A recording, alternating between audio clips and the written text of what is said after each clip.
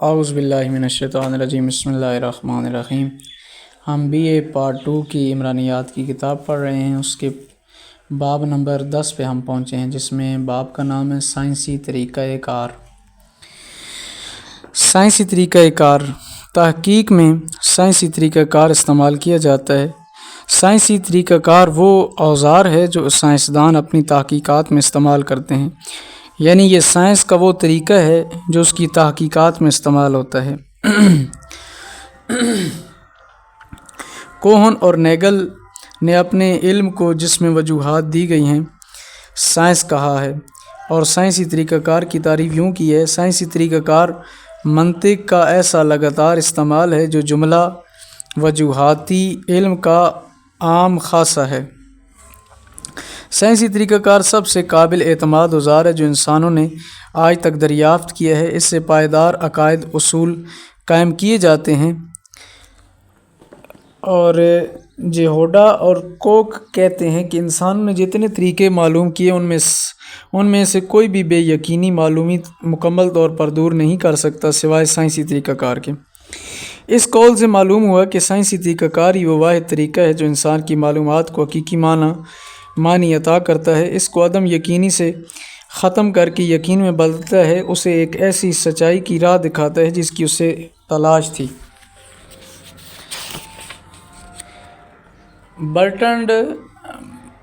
Bertrand نے کہا ہے کہ فطرت میں باقاعدگی معلوم کرنے اور اس کی درجہ بندی کرنے میں درجہ بندی کرنے کے طریقے کو سائنسی طریقہ کار کہتے ہیں۔ اس تعریف سے ظاہر ہوا کہ قدرت کے نظام میں ایک باقاعدگی پائی جاتی ہے۔ انسان کی معاشرتی زندگی اسی باقاعدگی کی محتاج ہے۔ جتنے واقعات ہمارے ارد گرد رونما ہو رہے ہیں سب ایک اصول کے تحت ہو رہے ہیں۔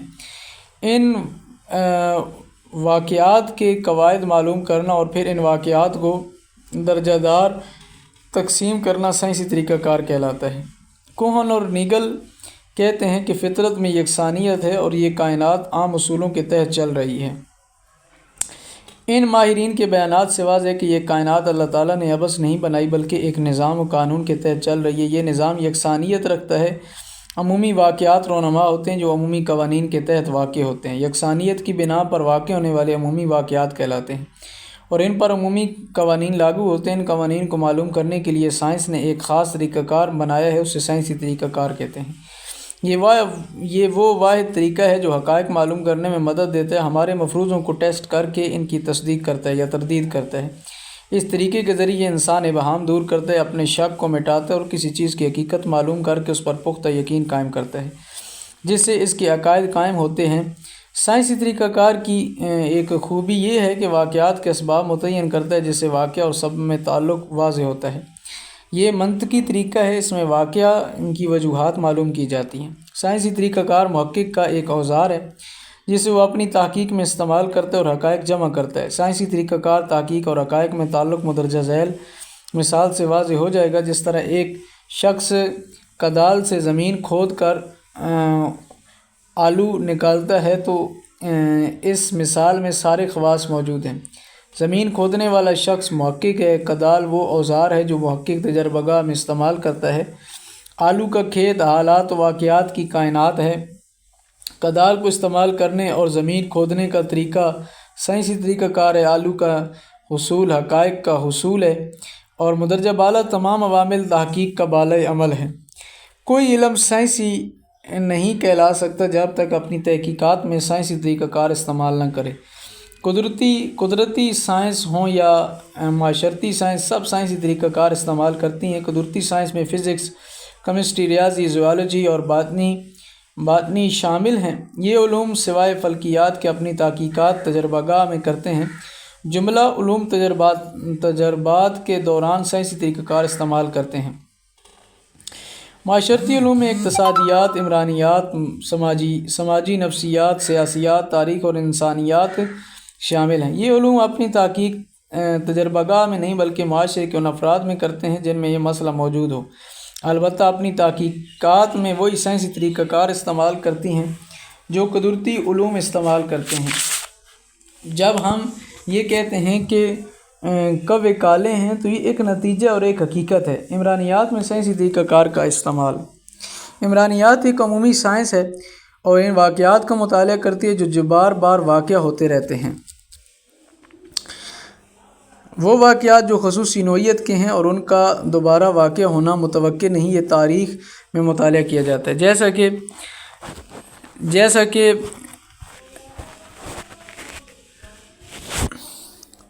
جیسا کہ 1939 کی دوسری عالمی جنگ جو پھر کبھی نہیں ہوئی، لیکن جنگ ایک عمومی واقعہ ہے۔ اس کی اسباب معلوم کیے جا سکتے ہیں کیونکہ عمومی واقعات کا مطالعہ بار بار کیا جا سکتا ہے۔ ان کے نتائج کی تحقیق و تصدیق ہو سکتی ہے اور ان کے واقع ہونے میں ایک ترتیب اور اصول پایا جاتا ہے۔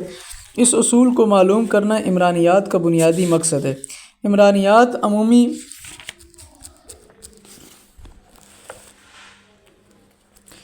عمرانیات عمومی واقعات کا مطالعہ کر کے عمومی اصول وضع کرتی ہے جس کے لیے سائنسی طریقہ کار استعمال کیا جاتا ہے۔ ایسے واقعات میں جرائم، طلاق وغیرہ شامل ہے۔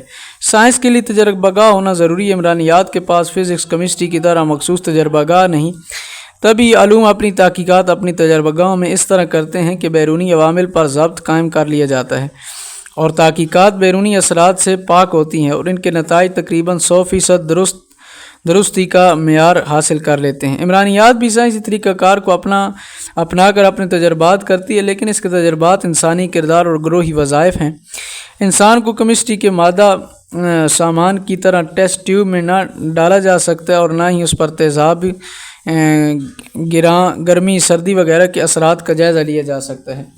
نیز نہ ہی خودکشی کرانے کا تجربہ کیا جا سکتا ہے، نہ چوری اور نہ قتل کے واقعات بطور تجربہ کرائے جا سکتے ہیں، نہ خانگی انتشار کا مطالعہ خود ساخت انتشار سے کیا جا سکتا ہے، بلکہ عمرانیات معاشرتی واقعات کا مطالعہ وہاں کرتی ہے جہاں یہ واقعات ہمارے ارد گرد معاشرتی زندگی میں خود بخود رونما ہوتے رہتے ہیں۔ ان مخصوص حالات اور ان واقعات کی حقیقی نوعیت کو معلوم کرنا آسان کام نہیں۔ ان حالات کا مطالعہ جو اس واقعہ کا سبب بنتے ہیں عمرانیات میں تجربہ کہلاتا ہے۔ ظاہر ہے ایسا واقعہ بیرونی عوامل کے اثرات سے بھی محفوظ نہیں رہا ہوگا، اس لیے عمرانیات کی معلومات 100% درست نہیں ہوتی۔ پھر بھی عمرانیات بہت سے عوامل پر سائنسی طریقہ کار سے ضبط قائم کرنے کی کوشش کرتا ہے۔ عمرانیات کے ماہرین جو عمرانیات کو سائنس مانتے ہیں درجہ بالا دلائل اپنی حق میں پیش کرتے ہیں۔ باضابطہ مطالعہ۔ عمرانیات کے ماہرین واقعات، حالات و مسائل کا مطالعہ باضابطہ کرتے ہیں۔ معاشرتی حالات کو بطور عام آدمی کے مشاہدہ نہیں کرتے بلکہ اپنی تحقیق سائنسی طریقہ کار کے مطابق کرتے ہیں۔ سائنسی طریقہ کار میں سائنس کے وہ تمام اصول شامل ہیں جو سائنسی علوم میں استعمال ہوتے ہیں۔ عمرانیات کے طلبہ بھی اپنی تحقیق میں اپنے طریقوں کا استعمال کرتے ہیں۔ ایسی تحقیق کو باضابطہ کہا جا سکتا ہے۔ باضابطہ ہونے کی دوسری وجہ یہ ہے کہ واقعات کا بے حساب مطالعہ نہیں کیا جاتا بلکہ جہاں واقعہ موجود ہے اس آبادی کا تعین کیا جاتا ہے جسے ہم کائنات کہتے ہیں۔ اس پوری کائنات میں واقعہ مطالعہ ہمارے بس سے باہر ہے، اس لیے پوری کائنات میں سے کچھ افراد کا انتخاب کیا جاتا ہے اور ان افراد میں اس واقعہ کا مشاہدہ کیا جاتا ہے اور ان افراد کو نمونہ کہتے ہیں۔ اس نمونے پر حقائق معلوم کر کے پوری کائنات پر ان کا اطلاق کر دیا جاتا ہے جیسے حقائق کائنات کی نمائندگی کرتے ہیں۔ اس طرح تھوڑے وقت، تھوڑے پیسوں اور تھوڑی محنت سے زیادہ وسیع آبادی کے لیے نتائج حاصل ہو جاتے ہیں۔ اس عمل کو باضابطہ مطالعہ کہتے ہیں۔ باضابطہ مطالعہ کی تیسری خوبی یہ ہے کہ محقق غیر جانبدار ہو کر تحقیق کرے، یعنی حقیقت پسندی کو اپنائے، جو حقائق اسے جس طرح حاصل ہو رہے ہیں ان کو اسی طرح پیش کرے، اپنی مرضی سے رد و بدل نہ کرے۔ جو حقائق اسے اس طرح حاصل ہوں گے وہ قابل اعتماد ہوں گے اور عمرانی علم کی تشکیل میں مفید ہوں گے۔ اس مقصد کے حصول کے لیے محقق کی تربیت ضروری ہے جسے ہم نے اس باب کے اخیر میں بیان کیا ہے۔ باضابطہ مطالعہ میں تحقیق کے مراحل ترتیب وار ہوتے ہیں اور ان میں باہمی ربط قائم رہتا ہے، یعنی مسئلے کا انتخاب، مفروضے کی تشکیل اور تجربہ وغیرہ جن کی تفصیل اگلے باب کے عنوان معاشرتی تحقیق کے مرحلے میں موجود ہے۔ پس اس طریقہ عمل کا نام باضابطہ مطالعہ ہے۔ تجزیہ۔ جو معلومات باضابطہ مطالعہ سے حاصل ہوں ان کا تجزیہ کر کے نتیجہ اخذ کیا جاتا ہے۔ تجزیے میں اصل مسئلے پر بحث کی جاتی ہے، مسئلے کی وضاحت ہوتی ہے، مسئلے پر موجود علم کا موجودہ موجود حقیقت کی روشنی میں جائزہ لیا جاتا ہے۔ اسی طرح سابقہ علم کے نئے انداز پر بنیاد پڑ جاتی ہے، مسئلے کی وضاحت سے مسئلے کی وجوہات حاصل ہو جاتی ہیں اور اس مسئلے کا حل سامنے آ جاتا ہے۔ تجزیے کے لیے استقراء و استخراج کے اصولوں کے ذریعے نتائج حاصل کیے جاتے ہیں جو معلومات تجربے سے حاصل ہوتے ہیں۔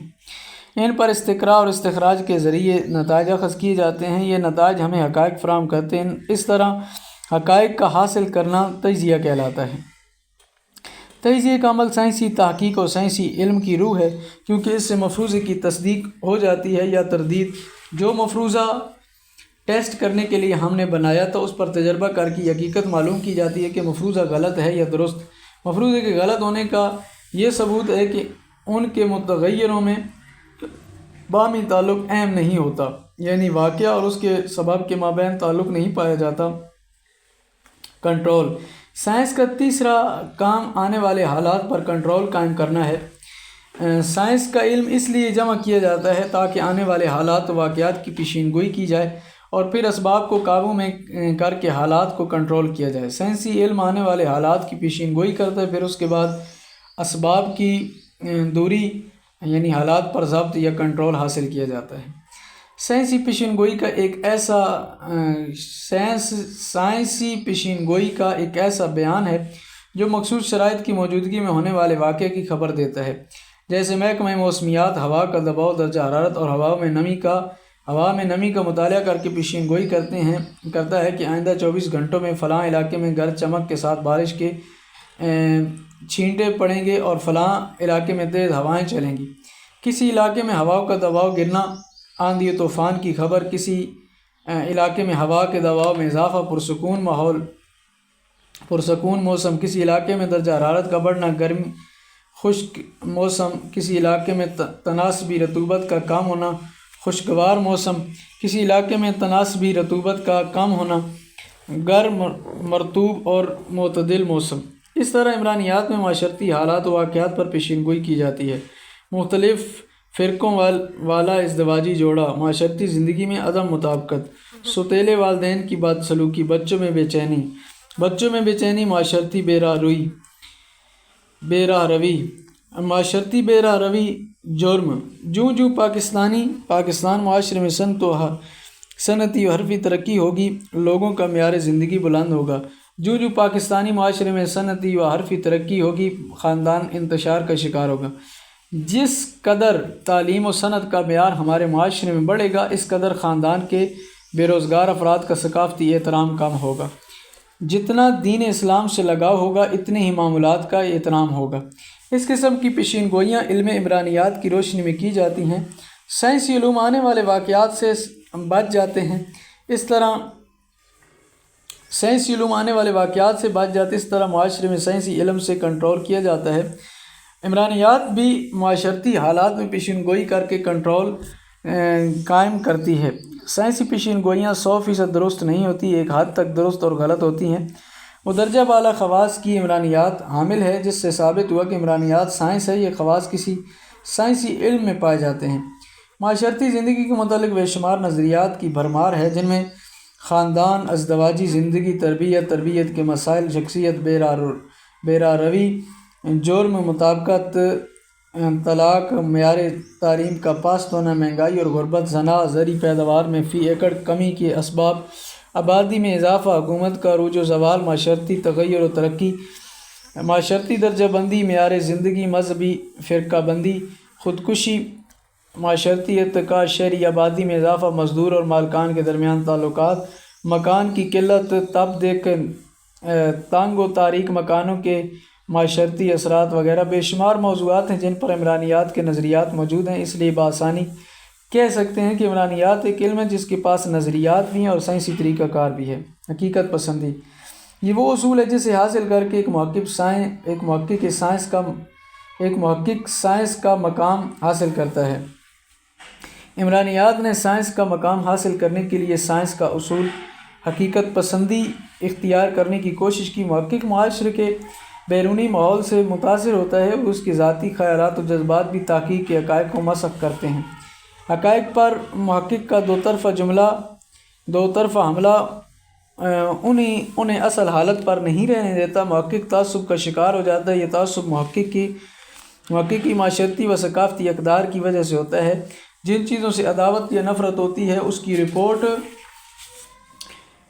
انادانہ ہوتی ہے۔ تعصب یہاں بھی کام کرتا ہے۔ محقق بھی معاشرے کا فرد ہے، اس کی بھی معاشرتی تعلقات میں گروہی زندگی اور ضروریات ہیں۔ یہ سب طاقتوں سے متاثر کر کے اس کے خیالات کو جانبدار بناتی ہیں، جس کی وجہ سے تحقیق کے نتائج جانبدارانہ ہوتے ہیں، حقائق مسخ ہو جاتے ہیں اور سچائی سے دور ہو جاتے ہیں۔ اس وجہ سے ایسی تحقیق ناقابل اعتماد ہوتی ہے اور سائنسی خواص کے حامل نہیں ہوتی۔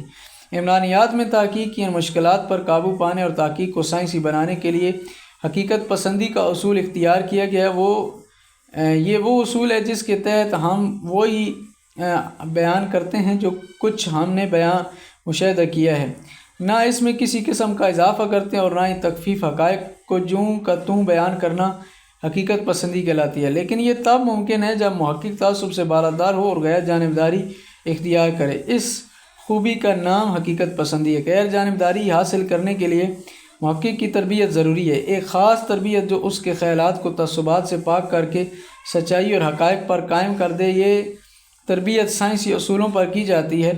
فرد کی سوچ، اس کا مشاہدہ، اس کا بیان، تینوں ہم آہنگ کی جاتی ہیں اور تینوں سائنسی اصول پر مبنی ہوتی ہیں۔ محقق کی جانبداری حقائق کو بگاڑ دیتی ہے۔ اس جانبداری کو ختم کرنے کے لیے سائنسی سوچ اور سائنسی مشاہدے کی ضرورت ہے، جسے سائنسی انداز میں بیان کر کے سائنسی حقائق حاصل ہوتے ہیں۔ عمرانیات کا علم سائنسی حقائق پر مبنی ہے، جس کے لیے محقق کو حقیقت پسند کی تربیت دی جاتی ہے۔ مندرجہ بالا اصولوں پر عمرانیات پوری اترتی ہے، جسے ہم کہہ سکتے ہیں کہ عمرانیات ایک سائنس ہے۔ عمرانیات ایک فلسفیانہ ادب بھی ہے۔ عمرانیات فلسفیانہ ادب بھی ہے۔ فلسفہ عقلی دلائل تک محدود ہے، تجربات یا مشاہدہ سے اس کا تعلق نہیں ہے، لیکن عمرانیات کا علم تجربوں سے حاصل کیا گیا، مشاہدے عمل میں لائے گئے اور حقائق جمع کر کے علم وجود میں آیا، جس سے اسے سائنس کا مقام حاصل ہوا۔